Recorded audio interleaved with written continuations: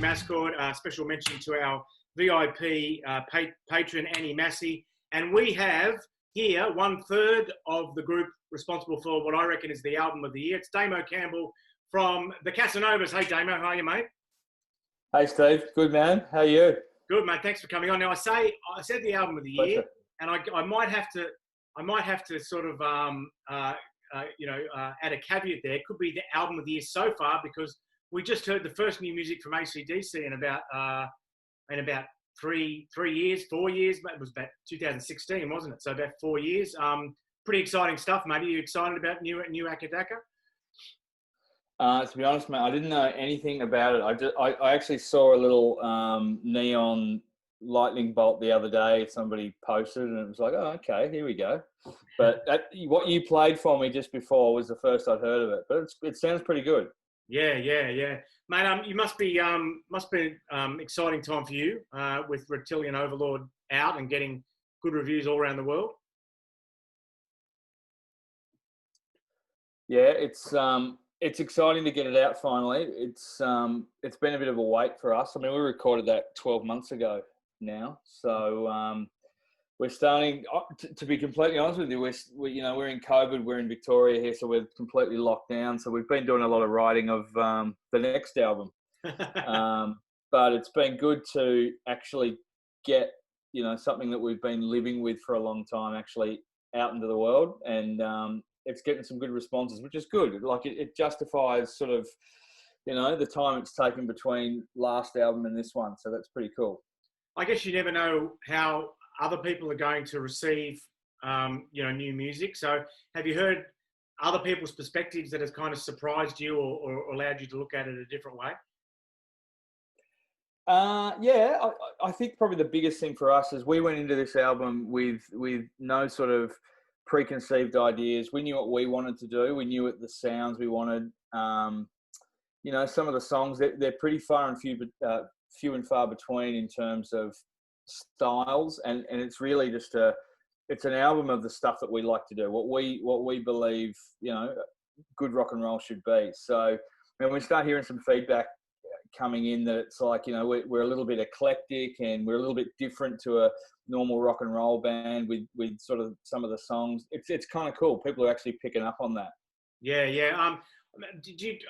From a point of view of songwriting and consistency, from sort of the first track to the last, it ranks pretty well in your back catalogue, doesn't it? I mean, have you looked at it from that perspective? I guess we've moved on a lot, I think early on, the first album, we were sort of probably in the mould of being a sort of very AC/DC-esque type of band. And that was cool because we love AC/DC, but I think it's probably taken us, a long time to probably break away from that. We weren't really trying to do that on purpose. It probably never was as hard of a mold as what people thought it was. So yeah, I just think it was the first time that we had some clear space and some clear direction with some cool songs that we really wanted to get together. And we had Mark Opitz on board, and that was exciting too. And we went to a pretty good studio where we just early on got some really good energy out of the track. So it was always, you always knew that that's a good start. You had a lineup change since the last album with Brett coming in for Jaws. Can you tell us a little bit about that, how that came about? I noticed the website that you've got has still got the previous lineup, so I don't know whether you're locked out of your own website or whatever, but what was the story there with the lineup change? Yeah, on the website, that website's probably pretty old. I think we're probably locked out of our own website.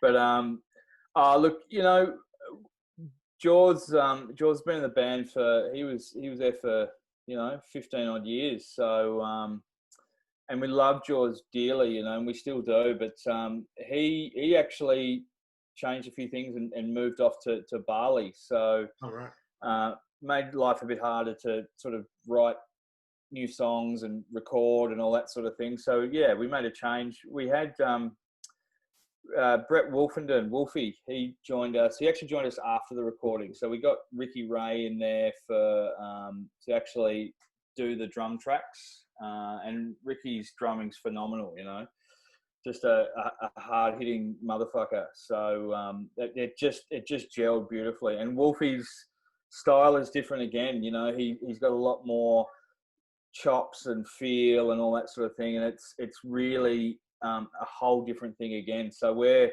really excited to record with Wolfie and you know, probably get into the studio in the new year with him. For the people listening on the audio podcast, we're going to play a song again soon, and I thought I should ask you about Tommy was on one of the very first episodes of this show, and I actually went round to his place at St Kilda and recorded it. And of course, my favourite song of the year so far from Anyone Anywhere is St Kilda is Fucked. So can you tell us a little bit about that song? I mean, did it all hit in one go? Was it a night out in St Kilda where you went, this is terrible, or did the inspiration for it just sort of grow over the years, you know? Look, that's Tommy 100%, all of that, and that sort of hit my ears in one day. He just came out with that. So I think that's probably a culmination and build up of all of Tommy's experiences from when he grew up in St Kilda, you know, and probably in his early 20s, lived there for a bit, and obviously experienced it as, you know, as we all did, living in Melbourne, sort of going to the SB and the Prince and all that sort of thing. And it's just, you know, it's just an observation really of obviously what's happened in not just St Kilda, but a lot of places everywhere where it's changed. It's really, it's not the place it used to be. But it was a pretty funny take, I must say, where Tommy's come out with that. Damo, welcome back. Damo, how hard is it to keep a band together for 20 years? You've been going for, 21 years now? When, you know, you kind of, you know, you I guess, you know, it's not your full-time job, and it'll be probably during that journey, it would have been easier to quit than continue multiple times. How hard is it, and what does it require to sort of stay at it? I don't think it was hard really for us at all. I mean, I think just you know, shit changes during the years really, and it's I think for us it was always, we just wanted to create and write and you know, write really good songs and play live and I guess play with each other as mates, and that was always the same. So, you know, that remains the same as it did when I first joined the band, which was in, was it 2001 or 2 or something? So a long time ago. But I think, you know, through that ride, you have, when we were a lot younger, we rode the sort of success train of major labels and all that sort of thing, and got sort of taken around the world for to play in you know, those kind of audiences. You know, we did some great tours through the years as well, and it's all experiences. And I think it actually becomes easier the older you get, because you really start to park your egos, and it all just becomes, hey, we're good mates, we love rock and roll, we love playing with each other. So you sort of become a lot more seasoned in doing that. And once the egos are gone and there's no bullshit, it just becomes actually a lot easier. Yeah. I remember, like, you know, being overseas, and at one point you guys had about the same level of sort of notoriety as Airborne, you know, and I guess Airborne now, you know, live on the road, and if you don't want to do it hardcore, then you're out, kind of, you know what I mean, from just being an outsider. Was there a sliding doors moment where things could have gone that way for you guys, and you had to make choices? You know, were there parallels in the two bands, because both came from Victoria, both came up around the same time? Are there any parallels? Look, I think so. I think timing's everything, you know. And at the time when we, I guess, were at the peak of, I guess, the rock renaissance of sort of, you know, that late 90s, early 2000s period, we were courted by, you know, Lee Lust and Elektra Records, and we were over in New York, and we got passed up on. And you know, one of the reasons we got, they don't usually give you a reason, but one of the reasons we got was they'd just signed an Australian rock and roll band, and that was Jet, you know. So, yeah. And what a good choice it was. But I think, you know, there was a lot of things happening at that time, and I think, you know, we just missed out. And probably the sliding doors moment was, perhaps we could have found an alternative way of, you know, we might have moved over to the US and done a lot more with just, you know, trying to sort of tour, do it at the hard way and all that sort of thing. But we didn't. We came back to Australia and, you know, we did things our way. And look, I think in terms of notoriety and, you know, fame and fortune and all that, we didn't get that. But what we did have, and we still have, is, you know, Rubber Records. We've been with those guys on that label from the start, and we've had support from that label and been able to, whenever we want to write some songs, do an album, you know, get some support for touring, we've always had that. Mm-hmm. So whereas a lot of those bands sort of, you know, maybe got the fortunes that are plenty, that were fleeting and sort of they're kind of nowhere now, we've kind of had a lesser notoriety but slower grind where we've been able to do what we want to do, which is cool as well. Yeah, yeah.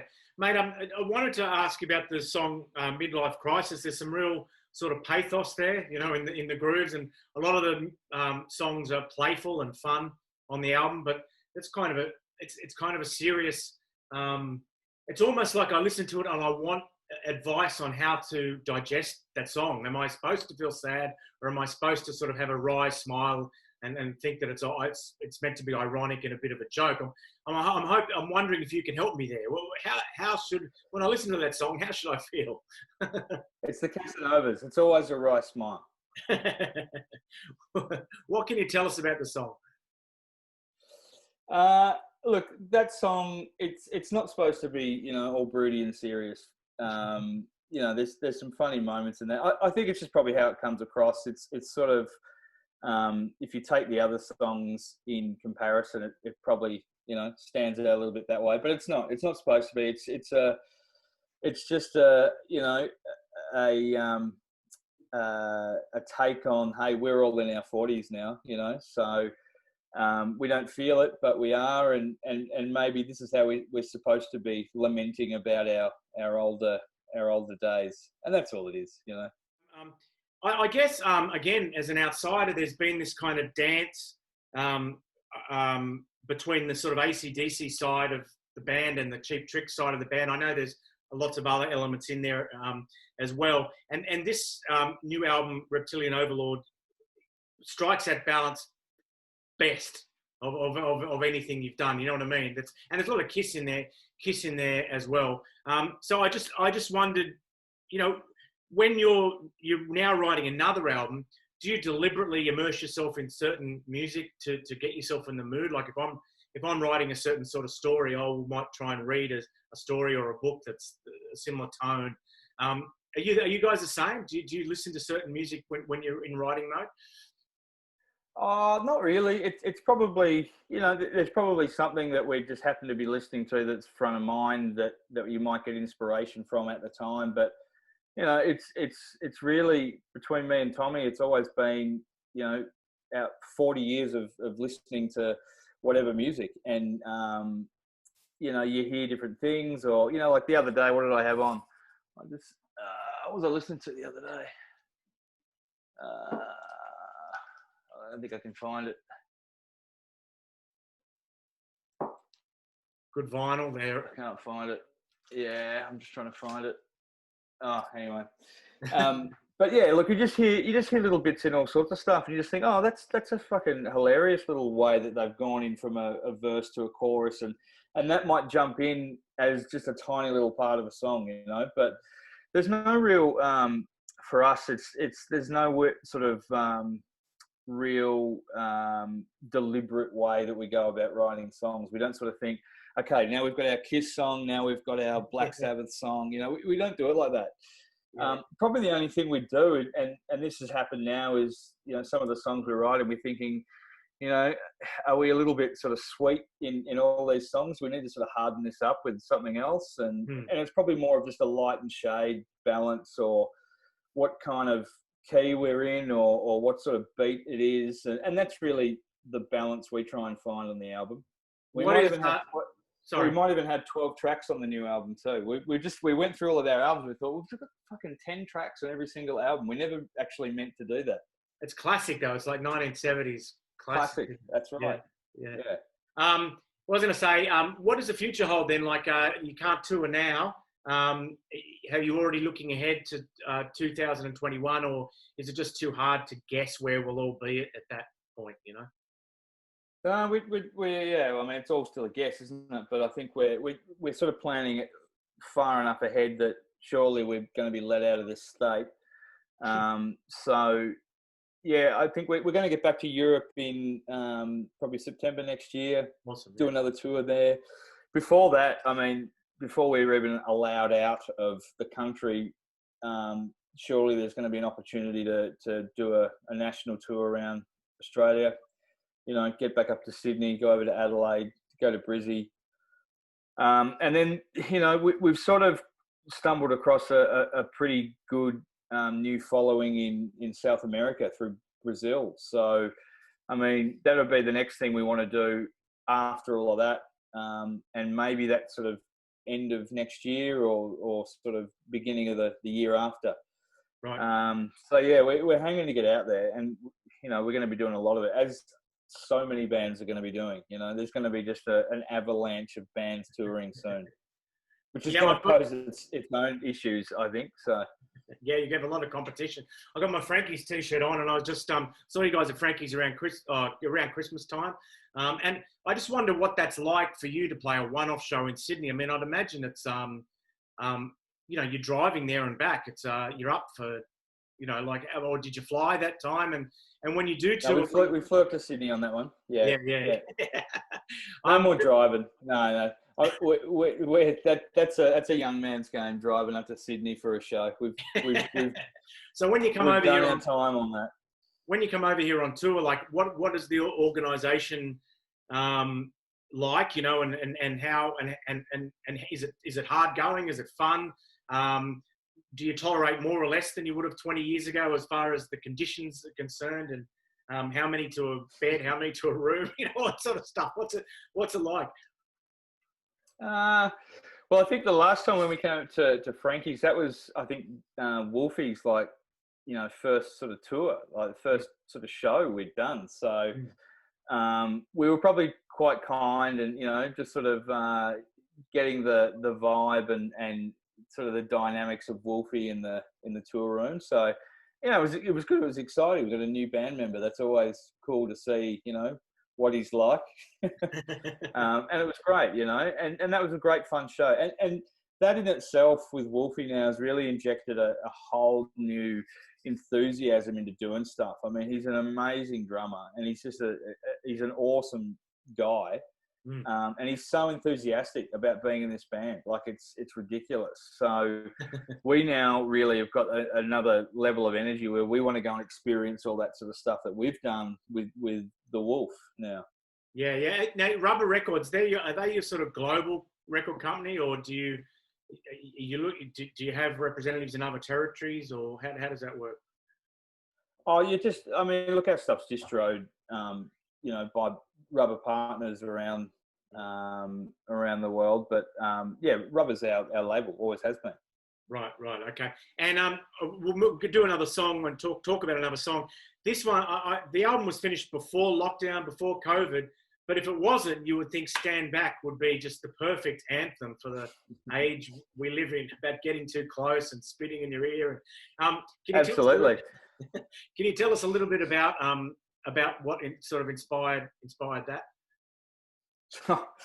Okay, I can tell you a little bit because I don't want to give too much away. I'll probably offend some people in that. Look, that's just a playful song. Like the whole thing was Stand Back. I wrote that and it was just like that chorus just had the words "Stand Back." You know, stand back. It just worked. The whole song was built around that working in that chorus. Yeah, unbeknownst that we were about to have a COVID thing, and that sort of worked in perfectly. And it was just sort of thinking of times that we'd had sort of through our career and on tour, and, you know, any moments with it that could work with that. The first verse is all about, we did a show supporting Grinspoon at sort of through New South Wales Leagues clubs years and years ago. It was just sort of the weirdest tour for us to be on. And, you know, look, we're a young band. We take that sort of thing because we want to build new fans and all that. And they're super great dudes, you know. But it was just sort of obviously a weird mix at that time. But I always remember we'd done our support and we were out the front. It might have been in like Newcastle League. Who's the Newcastle NRL team? Yeah, but I don't think the Knights have their own leagues club. They've got like West's Leagues Club. They've got a few different leagues clubs up there. Or Panthers. Panthers is something? There is one in Newcastle. Yeah, Panthers. Yeah. Okay, that was it. Panthers. So we were in Panthers when we were watching Grinspoon after our show, and this dude who was just absolutely maggoted just came up, and he just sort of had this skinhead and goatee and beer, and he just came up to me and Tommy and put his arms around us, and they were playing what's the song? I've Got No Reason. Is that the name of the song? That's how the chorus goes anyway. And he was just going, I've got no reason, and just with us in headlocks like this, and it was just like, we just thought of that guy, and that's the first verse. It's about that guy. It was just like he would not leave us alone. Just kept, spitting in our ears, and it was just like, oh man. So it's just, a lot of our lyrics and things like that are experience. Just thinking of funny shit like that. Okay, well, for the listeners, we'll listen to that song, and for the viewers, we're done. Thanks very much, Damo. Congratulations on the record. It's awesome. Thanks, Dave. Listen to it over and over again, actually. It's great at my age, I'm older than you, that you can actually still like a new album so much that you just want to listen to it over and over again. I kind of feared those days might have gone.